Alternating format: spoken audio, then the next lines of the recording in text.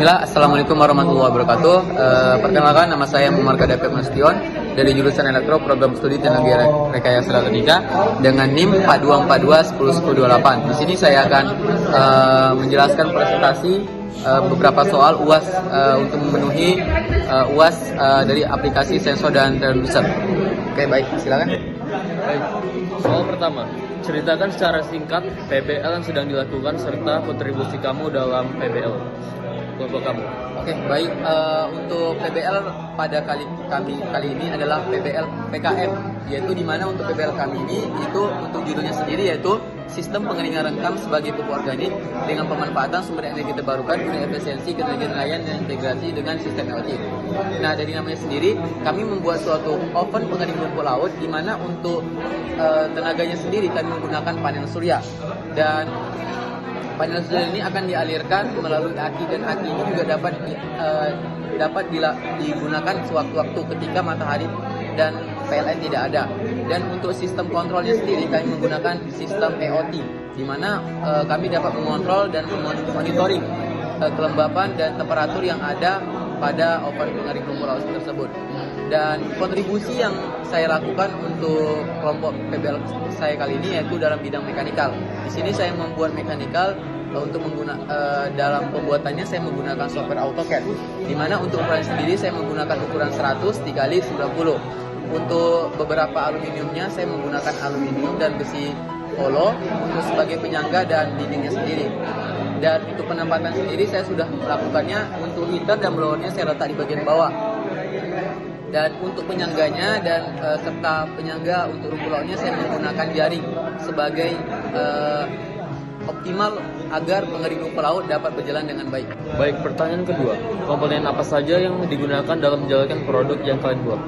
Nah, beberapa komponen yang kami gunakan untuk merancang PBL kami kali ini yaitu untuk barangnya sendiri, bahannya kami menggunakan Arduino YFP2. Selanjutnya kami menggunakan blower. Blower sini adalah untuk sirkulasi udara agar pengeringan rumput laut dapat berjalan dan lebih optimal. Kemudian untuk pengeringannya sendiri kami menggunakan tubular heater, di mana untuk tubular heater yang digunakan yaitu maksimalnya 100 watt, dan untuk tingkat derajat Celcius yang bisa memenuhi untuk tubular heater ini yaitu maksimalnya 30 derajat Celcius. Dan untuk beberapa aplikasi yang kami gunakan yaitu Arduino IDE.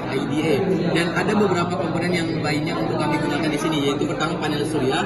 Kami gunakan panel surya ini untuk sebagai suplemen untuk akinya sendiri. Kemudian kami menggunakan inverter yaitu untuk mengubah dari DC ke AC. Dan selanjutnya kami menggunakan aki. Aki di sini sendiri adalah untuk menyimpan energi yang telah dilakukan oleh panel surya. Dan untuk sensornya sendiri kami menggunakan sensor DHT22, di mana untuk presisinya itu dapat mengukur temperatur dan kelembapan sendiri. Baik, pertanyaan nomor 3. Sebutkan karakteristik sensor yang kalian gunakan sebagai pendukung dalam PBL kalian, data apa saja yang dapat diambil, dan bagaimana mengolahnya. Oke, baik. Ada beberapa karakteristik sensor yang kami gunakan di sini. Untuk sensornya kami menggunakan sensor DHT22, yaitu untuk suhu dalam rentangnya yaitu minus 40 derajat Celcius hingga 80 derajat Celcius dengan presisi 0,1 derajat Celcius. Nah, untuk pengukuran kelembapannya, sensor DHT22 ini mengukur kelembapan relatif dalam rentang 0% hingga 100% dengan presisi 0,1%. Nah, untuk akurasi sendiri, sensor DHT22 ini memiliki akurasi yang baik dalam pengukuran suhu dan kelembapan. Kesalahan pengukuran suhu biasanya sekitar kurang lebih 0,5 derajat Celcius, sementara kesalahan pengukuran kelembapan biasanya sekitar 2%. Nah, untuk respon waktu dari sensor DHT22 ini relatif lebih lambat dibandingkan dengan sensor suhu kelembapan lainnya. Waktu responsnya itu sekitar 2 detik dan suhu dalam 2-5 detik untuk kelembapannya. Nah, sedangkan dayanya, sensor DHT22 ini membutuhkan daya relatif hemat dan rendah untuk beroperasi, di mana untuk daya sendiri yaitu 3,3 volt hingga 6 volt. Untuk konsumsi arus kurang dari 1,5 mA selama pengukuran dan kurang dari 0,60 mikroampere saat dalam mode tidur. Nah, untuk ketahanan sendiri, sensor DHT22 ini cukup tahan terhadap kelembapan dan debu. Namun, seperti sensor lainnya, penting untuk melindungi dari kondisi lingkungan ekstrim atau paparan langsung terhadap air atau cairan. Nah, untuk sensor di HT22 ini itu dapat mengukur suhu dan kelembaban. Dan bagaimana cara mengelolanya? Untuk mengelolanya sendiri, sensor di HT22 ini outputnya sendiri adalah berupa sinyal yang akan dialirkan ke Arduino Wi-Fi Rev 2, dan itu akan dimonitoring dan akan terdapat serial monitornya di Blink atau di Android kami. Baik, pertanyaan nomor 4. Apabila PBL kalian berlanjut, sensor apa yang paling sesuai digunakan dan jelaskan mengapa memilih sensor tersebut? Oke, baik. Sebelumnya kami menggunakan sensor di HT2 karena sensor ini dapat mengukur temperatur dan kelembaban.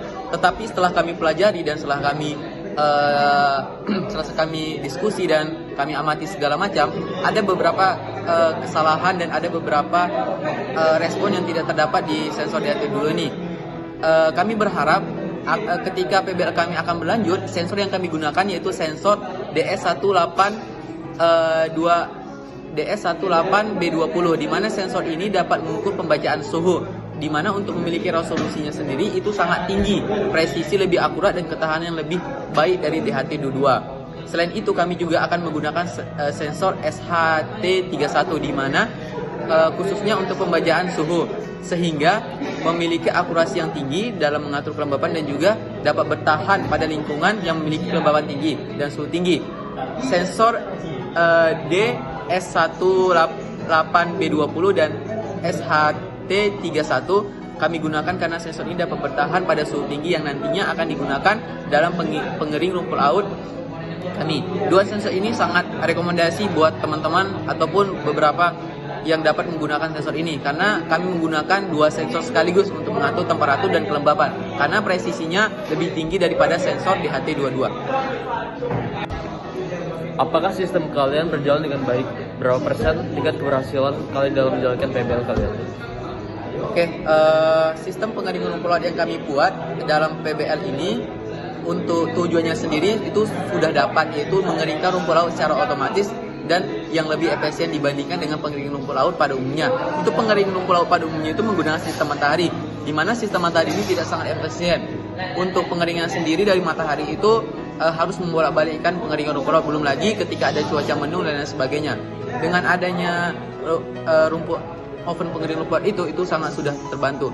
Tetapi untuk presentasi tingkat keberhasilan kami PBL kami kali ini yaitu kurang lebih 60 hingga 70%, di mana ada beberapa kendala yang kami hadapi. Pertama, dari beberapa BHP-nya dan beberapa datasheet ataupun barang-barang yang kami dapatkan. Kurangnya respon dan kurangnya tingkat kualitas dari barang-barang tersebut itu mengakibatkan barang-barang yang kami gunakan ataupun tingkat keberhasilan yang PBL kami jalankan itu tidak presisi. Tapi kami berharap ketika PBL kami ini akan berjalan di PBL selanjutnya, kami akan membuatnya dengan totalitas.